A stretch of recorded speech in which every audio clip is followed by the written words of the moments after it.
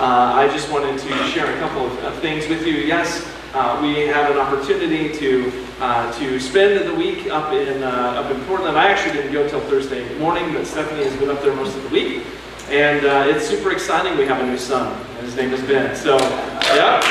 So Julia got married, and it was absolutely beautiful. It was a beautiful ceremony, and we so enjoyed getting to meet and spend time with a little bit of their family who we had not yet had a chance to spend much time with. And so we've gotten to know Ben, but now we got a chance to really meet some of his family. And one of them in particular lives down in California. He's like, hey, sometime I'm just probably going to show up at your church. And we travel a lot, so I'm going to pop in. I said, we would love you to come anytime you want to. And so we had such a great opportunity to connect with them. And we couldn't be happier. I mean, I shared this during the wedding ceremony, but when Stephanie and I were on vacation last year, we're just finding out about this Ben guy. And we're trying to figure out who is this guy that Julia met online. Of all places, we're like, I mean, I guess it's actually maybe at times easier these days to get introduced to somebody that way, but we were pretty nervous as parents saying, wait a minute, this isn't somebody we know. And then he was doing a podcast and with his buddies, and we said, let's watch a couple episodes. I think we binge watched 4 or 5 of their podcast episodes while we were there. But podcast number 2, I remember it because I rewatched it again. And he was talking about what it means to be a biblical man. What does the Bible say about biblical manhood and marriage and God's design for marriage? And Steph and I are like, yes, we love this guy, right? And so we joked that we maybe fell in love with Ben before Julia did. But we were very happy to see her fall in love with Ben. And we have high hopes and expectations of what God is going to continue to do in their marriage. But we are blessed. And it was a beautiful weekend. So we are now down to 3 just in the Mapes immediate household anymore. Although we did get the joy also of Janae and Trevor moving at least back to Bend for a couple of years because Julia's going to be up in Gig Harbor, Washington. It's going to be a little harder to see them as frequently, but we are still blessed nonetheless. So just wanted to share that with you guys. For those that could not be there, it was a beautiful day. It was a wonderful day. So thank you guys. And thank you for all your prayers. And I just encourage you, continue to pray for our young people. We have several of them that are either getting married, have gotten married. Just recently, this was wedding number 3 that I've been a part of just in this summertime. And so we've got a lot of young people getting married. And in fact, if you're a young person looking for love, let me just advertise Veritas to you real quick. Because if you come, there's a really good chance it will happen at some point in time. Because we got a pretty high percentage going right now. I mean, it's working out well for those that, I mean, that's how I met my first son-in-law. He knocked on the door and said, is this where the Bible study's at? And that was it. Like, he and Janae, that's how they met. So, all right, well, let's get into this morning. I love this beautiful weather that we've got going on, and while it's nice and cool in here. But Kathy, I'm going to go ahead and have you come up. And while Kathy's coming up, I just want to share that Stephanie and I are so blessed to have Kathy as a part of our lives. And yeah, go ahead. Yeah, she's amazing. Yeah. And she's going to be sharing this morning about the work in Uganda. But let me just tell you a little bit about, Stephanie and I have a little bit of history with Kathy now.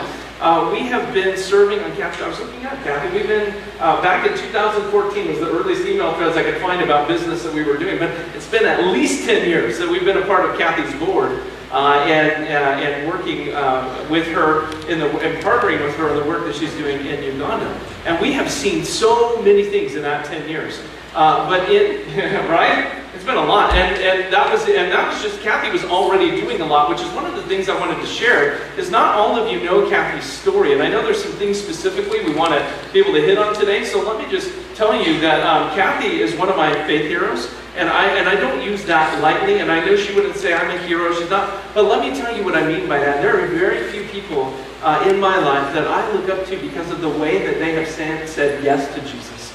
They have answered the call to Jesus, they've said yes, whatever it takes. And Kathy is one of those people, and she didn't allow anything that would sometimes be a barrier to that call. Not that there weren't temptations to do that, right, Kathy? But she said, look, I'm going to go back to school, get my nursing degree. Lord, I don't know how to start an orphanage, but if that's what you're asking me to do, I'll do it. And so the very first thing that Kathy did in Uganda was actually start an orphanage there, Redeemer House. And Redeemer House Orphanage was just a wonderful sanctuary for a lot of kids in Uganda, because there's so much poverty and parents can't take care of those kids. And many times, and there were many of them in bad situations, and the government situation's not great there either. So Kathy provided a safe place for these children to be. And if you've noticed Ugandan kids in Prineville, because there are many of them. In fact, Eddie just went and is at Oregon State. Dan posted a picture of Eddie in his Oregon State uniform. So Eddie came from Uganda and was a part of Redeemer House. And so there are many families in Prineville that have been impacted by that work. 10 total, right? 10 total kids in Crook County from Uganda, from Kathy saying yes to Jesus. We know God did the work, but it was Kathy being willing to say yes. That's why I say Kathy is one of my faith heroes. She didn't say I'm too old. She didn't say I don't have the skills. I don't know it. She just said, Jesus, whatever you call me to, I will be faithful to do. Right? Yeah. So that's one of the things that I really cherish. So Kathy has had the opportunity to do that. And since then, the ministry has shifted significantly. We're still Redeemer Ministries, focusing on women and children, specifically in the nation of Uganda. There's a high abandonment rate of husbands there, and women that are left trying to care for all these kids while their husband just moves on and says, I'm done with you guys. And there's extreme poverty. There's not the same kind of social safety nets like what we have here. And so Kathy's work has been focused for a lot of that time on helping the women and the children of Uganda. And so that has birthed a lot of new ministry opportunities, very broad, various opportunities of what we've been able to do, from medical missionary work to helping some of these women. We also started a farm. Many of you guys are aware of that, with the intention of helping some women to be able to care for their families and eventually be able to care for themselves so that another family can come in. We've just been blessed to do a large number of projects and a various amount of projects, and basically I would say it's just whatever God leads into, right, Kathy? I mean, just whatever God leads us to. Is that fair? Yes. Yeah. When people ask what we do, it really kind of depends on the day. Yeah. And you can start out with a plan, and God just interrupts, and I just try to respond to the needs around me as God brings them, and it has led to a pretty wide-ranging ministry. Yes, for sure. And in fact, our team got to experience that when we went to Uganda last year. Our first team that we've taken from this church, and Stephanie and I have been here overseas anywhere. We went to, of course, why not go? And they said, Kathy, that would be a great first place to go. I thought so too. Yeah, Kathy was excited, and so and I would know that Kathy would be the first to say that if you're even thinking about the possibility of going back with us when we take a trip this year, it'll be near the end of December after Christmas. And if that's something you're even interested in, I know Kathy would say, think seriously and pray about it. Yeah. And we would welcome you Yep. so much. And I promise you will be blessed. And one of the things that we got to see firsthand as a team is Kathy's house is a hub for ministry.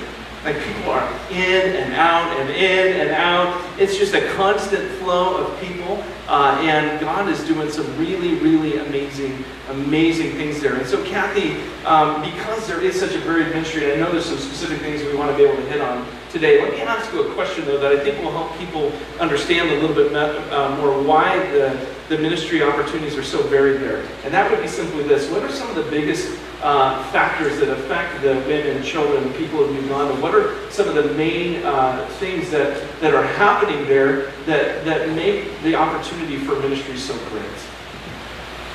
Well, this is the first time I've seen this prayer-cast about Uganda, but it actually depicts Uganda pretty accurately. And they talked about corruption, they talked about witchcraft. Uganda is a country, we are blessed to live in a country that's based on Judeo-Christian ethics, because Even for those who don't choose to live by it, we know what is right or wrong, and it is the basis of our society. But there, it isn't. And if it's not based in God's Word, it is based in Satan's world. And so people there don't have regard for one another. The value of human life is very small.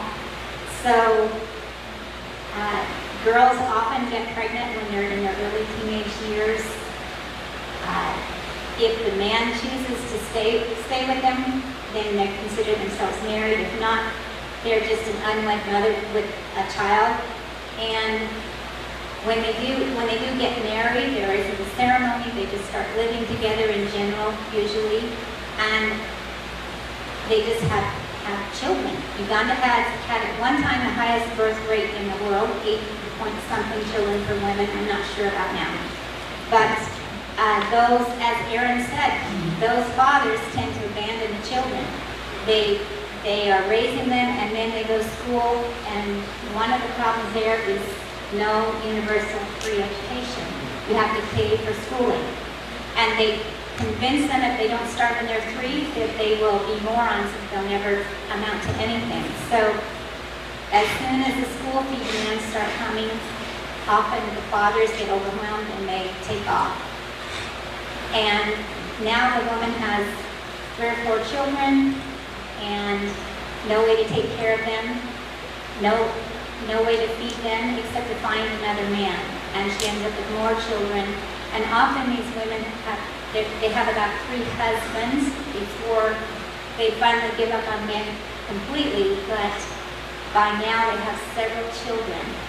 And the medical needs are great because most of the children of Uganda are malnourished. At least part of the year, they don't have enough food. They raise what they eat, and then when that food runs out and they're waiting for the next crop to come in, they have the hungry time. And so, and because of corruption, the government, the one thing it supposedly it provides to its citizens is free medical care, but the medical system is so broken, and nothing is free, and there's a lot of children who suffer from things that are very treatable, who end up with handicaps or even dying because of it. And we get to see that firsthand. One of the things that we were able to do on our last trip that we took to Uganda was we went and we visited all of those areas. We visited hospitals, and let me tell you, I'm just going to say it like if you don't have to, you don't want to be treated, I don't think, in most of the hospitals in Uganda. Is that a fair statement too, Kathy? There's one hospital, I said, if I get hurt, take me to HHC, which is an hour and a half away. If you think I'm going to die, take me, before I get there, take me to HHC. Yes. Because I don't want to be in any hospital in Uganda. Yeah. So we went and we had an opportunity to see that firsthand and to pray with some people who were there with terminal illnesses. And here's the thing, a terminal illness there isn't necessarily the same as it always is here. Now in this case, we went and prayed for somebody with cancer, and that can be a terminal illness in both places. But sometimes people die there of very simple things. Why don't you talk about a little bit about some of the things you've seen that lead to simple things that still create great issues and handicaps there and struggle with medical. Well, if you're talking about death, we had a friend, a blind man married to a blind woman. They had 4 children, but he always worked hard to support them. And they moved away from us. He went to a hospital. He had bleeding ulcers. There are signs everywhere that says that blood is not for sale, do not pay for blood. But if you don't pay for blood, you don't get it. He had no one to buy his blood, and they let him bleed to death. And so 4 orphans and a wife to take care of those children because of bleeding ulcers. Another thing that happens often, we treat a lot of children with osteomyelitis. It's an infection in the bone, but it starts with an infection on your skin, on the surface of your skin. A small injury that's not treated gets infected, gets worse and worse, and they don't even understand how to take care of it. So it goes into the bone, And we have one gal who's had 9 surgeries. She's in her late 20s. But we sponsor a lot of surgeries for osteomyelitis and provide them very expensive medicine that they need to take afterwards. And that's all preventable. All preventable. So also there's some other preventable disease that we saw, but we saw a lot of things that happened due to complications with things like malaria and other diseases that, of course, we don't suffer from here so often, unless you bring it back with you, typically, potentially. But there's some things that, if just treated, wouldn't lead to necessarily really bad outcomes, but because they go untreated, there's really bad outcomes. Maybe share a little bit about that too and the impact that it has. Malaria treatment for a child is about $1. I've had malaria 5 times, and I got it. I had 4 times in 1 year in 2011, and then the 5th time was this year. And I recognized the symptoms, and I went and tested right away. I got in medicine within a couple of hours, and in 3 days I was fine. That's the way that it should be. And malaria medicine is supposedly free at all government hospitals and clinics, which are all over the place, but they never have any. And so parents don't treat. Untreated malaria gets worse.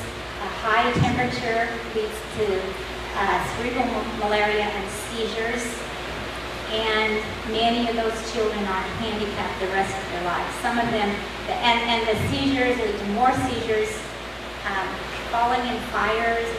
Most children with seizures have been burned because everyone cooks on an open fire, and leads to eventual death. So a lot of children.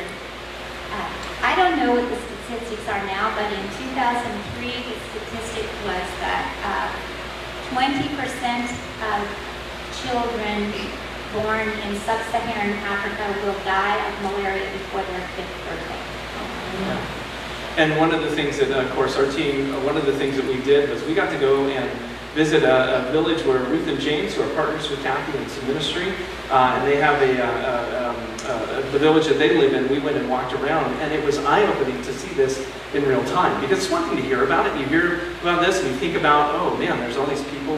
But when you start to walk around and you see that it didn't matter, it didn't seem to matter which house we stopped at. We could stop at just about any house, and there was somebody that had some kind of significant need of some kind, usually physical need of some sort. And so we had an unending number of people that we could just stop and do nothing. If all we did was go there to pray, you could have an unending ministry of just praying for people that have significant needs, because it's everybody. Every household seems like they've been touched in some way by this somehow, and because of the poverty that exists there, they haven't been able to get proper treatment, so it's had an impact. And maybe they have a disabled child that they're now caring for, in addition to caring for the rest of the family, because they weren't able to get $1 treatment for malaria. And then it's now a life-altering thing. And I think we saw that all the time. And many disabilities, there are a lot of birth defects and disabilities in children that come from poor nutrition in the mother. Yes. So there's a lot of spina bifida, hydrocephalus, club feet, cleft palates, double tongues, lots of life-changing disabilities that come just from the poverty. Yeah. So that just gives you one avenue. So Kathy, of course, having all the medical training that she did, just being obedient to the Lord here, one of the great things we've been able to do is meet a lot of medical needs, and that become a significant part of the ministry. But also what you're hearing, I think, is there's a bigger picture problem. Medical is just one area of life that's affected. But what about these women who lose their husbands, walk away and just say, I'm done, I can't do this, I can't pay the school fees, and all this pressure, I'm just going to move on to the next thing. And leaves, and you guys heard about education and the problem there with having to pay for education. And now you're a single mom, burdened with paying for education. And let me just tell you, after being there and talking with people in Uganda, just because you paid for something doesn't mean that it's good, right? Just because you paid for it doesn't mean that you're getting something quality. But then if you can't pay for it, you're getting nothing. And so we really see a huge economic need there. So what are some of the things, Kathy, that through the years the Lord's put on your heart to help out with some of these women who are stuck in this situation, to help them be able to care better for their families? I used to have women come to my gate and ask me to take their children when I had the orphanage because they couldn't feed them. And no mother should have to give up her child because she can't afford to feed them. So when we reorganized in 2014 and Stephanie and Aaron joined the board, I went back with the goal of helping these women find a way to support their families. So we do micro-enterprise loans. We've given loans as small as about $20 and as much as about $200. I think we gave one with about $300. And we asked the women to pay them back, but I worked with two women, Jackie and Ruth, who have been, I put them through a business training for people in these kind of situations.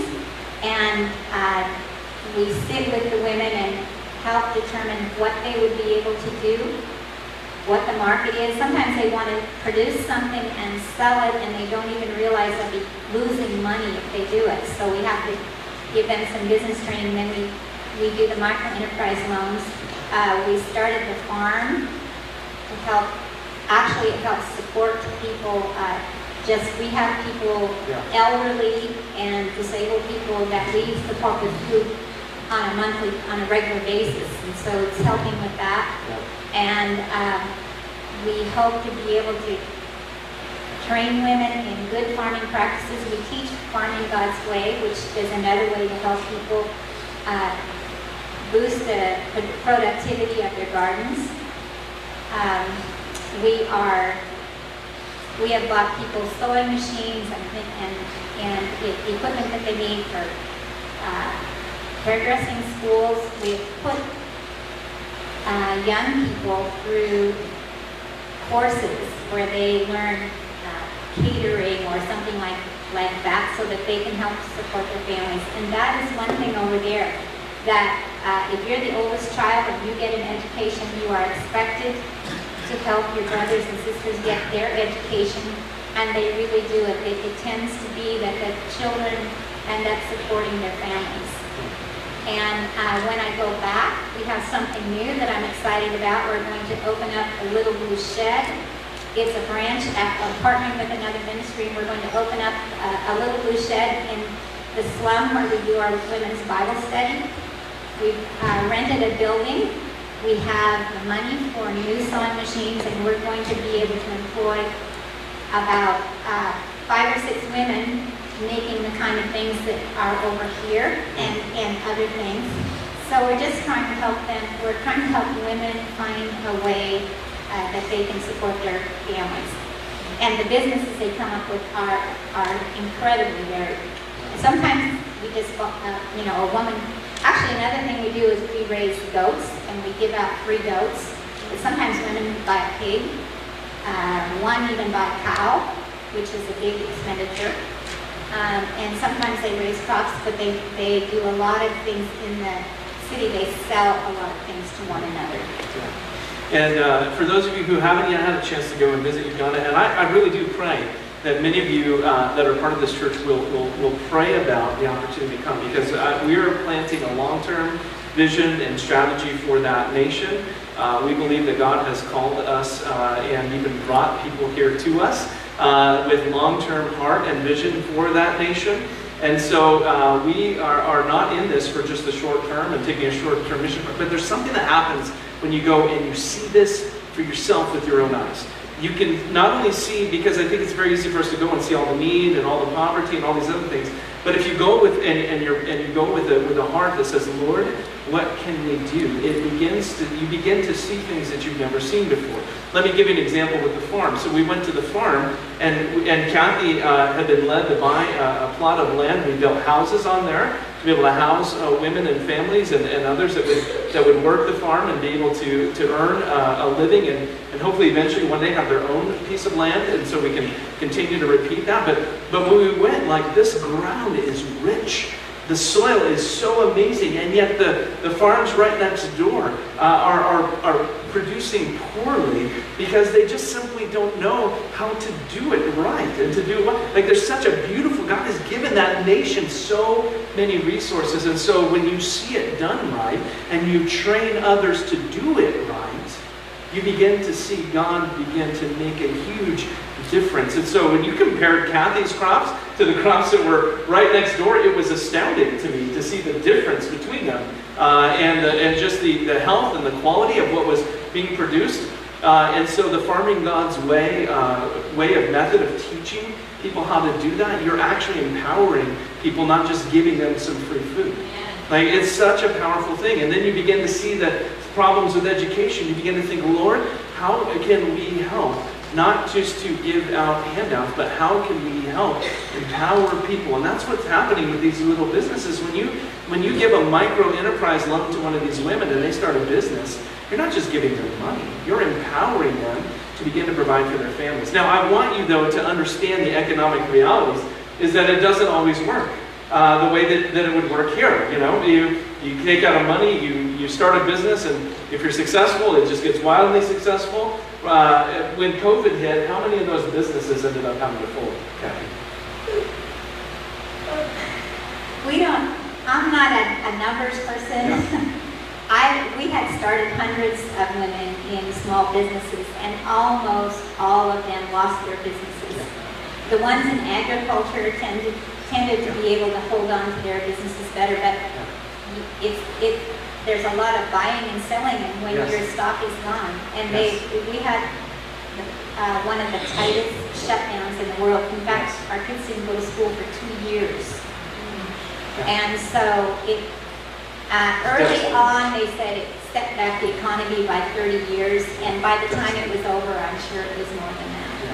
So what's interesting is that we give these loans, and I think in our mind we're like, okay, once you've done that, it's but in this kind of an instance, when something like that's so devastating happens, but you found people who are faithful, then one of the things that we can do is reseed them to begin again. And they run their own businesses once we've seeded them, but just to give you an idea of the kinds of ministry opportunities that are available and that are necessary in addition to the medical. And it isn't only something huge like COVID that causes someone to lose their capital. The businesses are so small that it can be just your child being in the hospital for 2 weeks, and you have to shut down your business and go be with them and use your capital to pay for the free medical care.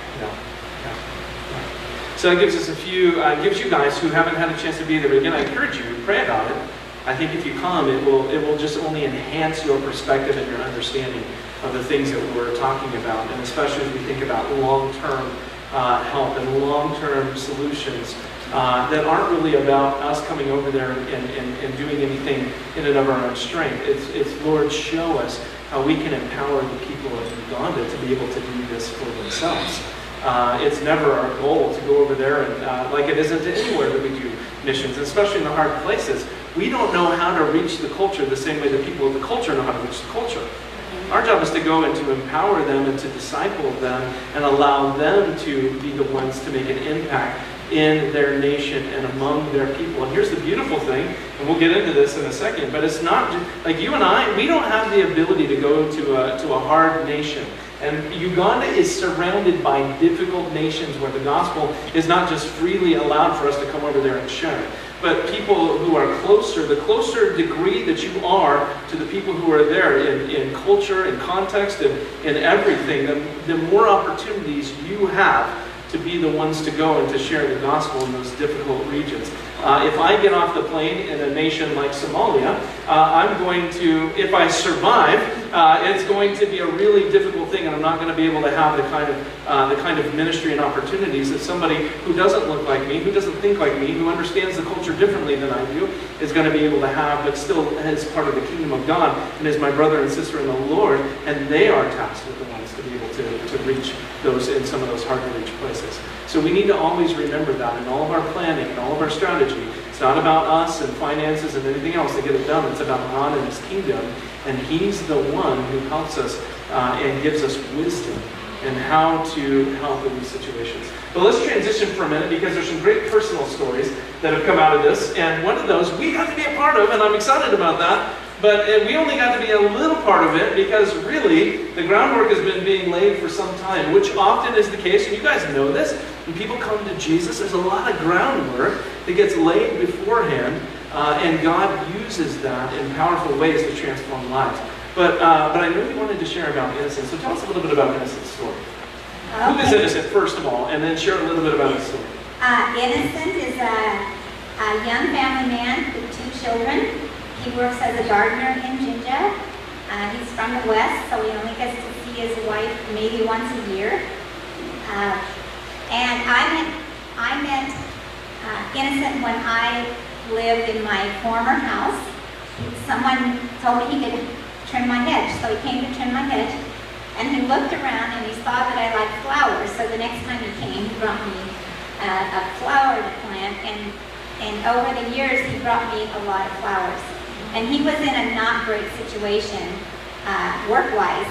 But then when the man died, it turned really bad with the woman who was left. And he begged me to help him find a new job. And I said, Innocent, I don't know how, but wouldn't you know it, God had a plan. I had friends that needed a gardener. They hired Innocent. And then they left for America, and I rented the place. And so now Innocent is my gardener. And in all the time that I knew him, we would just, talk out in the yard, but I started sharing Jesus with him. And he said, it's okay, I'm a Catholic. There are a lot of Catholics in Uganda. But I was just planting seeds. I shared the gospel, encouraged him when hard things came in his life. And then I moved to the new house in May last year and came home. During the summer, Sarah, our cook, invited Innocent to go to church with her, and he started going to church with her. So then he was hearing more of the gospel, more of the Word of God. And then in November, this team from Prineville, Oregon came over. And they had a nightly sort of a debrief and devotion time. And Innocent was joining us every night. And towards the end of that time, when Aaron asked for prayer requests one night, Innocent said, what did he say? I don't even remember. I think he said something that, I think I'm ready to know Jesus. He said something like that. I think I'm ready to follow Jesus, or I'm ready now to follow Jesus. And it was just beautiful. I mean, we were all there and we're like, what just happened? This is amazing. God, thank you. So I prayed with Innocent. He accepted Jesus, and I want to tell you, it took. It took. A week later, he went home to his family in the village. His wife was having a baby. He told me he needed a Bible, so I gave him a really nice new Bible provided by someone here in Prineville, Gail Haverson, who gives me new, beautiful Bibles to take back every year. And he took that Bible home, and he told me when he came back that they called him pastor because he carried it everywhere. He said he read it to his brother every day. He read it to his wife. And she said that it was nice. That she was glad he was born again now. He often only goes home once a year, but his uncle died, and he had to go back for the burial. And he went back again this spring, and he left his Bible behind. and he said, "Oh, Jaja, sad news, I left my Bible in the village." And I said, "Is your wife reading it?" He said, "Yes." And I said, "I think that was God's plan. I gave him a new Bible, and she is reading it, and he's talking to her about it. And I believe that she is going to become a Christian." So pray for Innocent's wife. He heard that there was a Bible study starting at the church, and he was ready to go. And I said, "Well, it doesn't start until January. This is December." He couldn't wait. He heard something at church, and he went to the Bible study anyway. That wasn't really a Bible study. It's the elders preparing to preach. They study together, and then one of them teaches every Sunday. And they welcomed him. So he goes to the elders training. That's awesome. And now the Bible study for men is at our house. And I believe that God is going to use Innocent. He loves to tell people about Jesus. Yeah. I remember one of the things he asked us to pray for. He said, "Pray for my wife." Yeah, that was when he first came to follow Jesus. He said, "Pray for my wife, that she will come to know Jesus like I do." And so it was powerful. So Innocent is an amazing story, and let me tell you, this is just ministry that happens at Kathy's house all the time. These are contacts. Ministry is so personal. You guys know that ministry is personal, and so it's such an amazing thing to watch Kathy build relationships with everybody that she comes in contact with. But this is the fruit of that. It's the fruit of those relationships and constantly shining the light of Jesus. And here's the thing. We know that we can go and meet needs. There's an unlimited number of needs to be met in Uganda. You could go and just do nothing but meet needs. But the greatest need people have is not that they would have more food in their belly or that they wouldn't suffer from these diseases. The greatest need they have is that they would come to know Jesus. But it's so often through meeting the physical needs that they have that we have been presented with the opportunity to share Jesus, and you have stories after story after story like Innocent. I mean, isn't that kind of the way that you've seen ministry unfold in Uganda since you've been there, Kathy? Yes, it really is. I believe that building relationships is... I told the Lord I really didn't want to deal with Muslims because I didn't even really know the Muslim faith. And you know, I deal with lots of Muslims. But when you build a relationship with someone and you tell them there is a God who loves them, that is what reaches their heart. Yes. These desperate people Yes. that have hardly any hope, when they understand that they are loved by the God of the universe, and they believe it when they see God meeting their needs, whatever that need is. Yes. When you meet someone's need, and then you can say, God loved you so much that He touched the hearts of people in America to give. Yes. And He sent me so that He could get this to you because He wants you to know that He loves you. Meeting needs has been the primary. We do evangelism, but we do evangelism in connection with our outreaches where we're teaching or we're giving out mama kits or sanitary pads or something. But we see most people come to faith either in their home or mine. Yeah, amen. This happens again and again and again. Yeah. And sometimes when we say their home, especially when we're talking about the women who live in some deplorable conditions because they don't have the opportunity to have a home like what you were thinking of. They have a structure that's been built out of whatever materials can be salvaged and scavenged, and they built a home with dirt floors, no sanitation of any kind, and there's tons of people. One room, yes. One gal who was so excited for us to come and visit her home, and she wanted us to walk in, and we walk in and it's one room, and she's like, "This is my home." And Stephanie and I sat in there and we prayed with her, and then we went around to the other women in this particular project area and prayed for many people. But it's a challenging life. It's not like what you think when you say you're going to be in somebody's home. I haven't shared this with anybody, but I just now thought of visiting rooms. I don't remember who was with me. Maybe Leandra when we went to visit Comfort.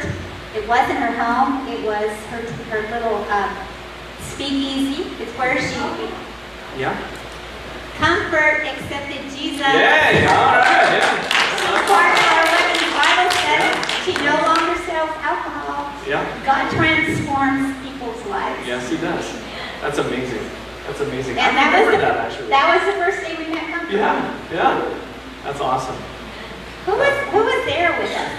Leandra was. She's got me. Okay, Leandra and Kim. Were you there, Kim? On that one? Yeah. Yes. Amazing.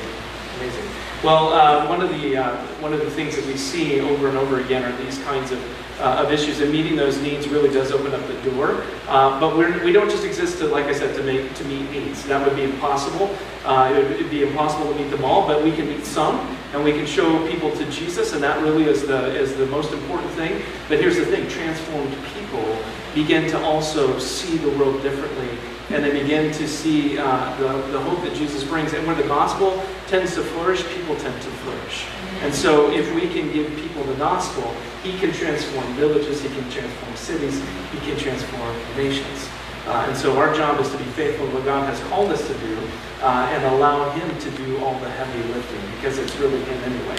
It's the power of the gospel that changes people's lives, that turn them from having a little speakeasy bar in a little, in a slum where just tons of tin structures and homes, and Jesus gets a hold of a life and changes it and puts it on a completely different pathway. And that affects people all around them. It doesn't even just affect them, it affects everybody else around them. And we've seen that again and again.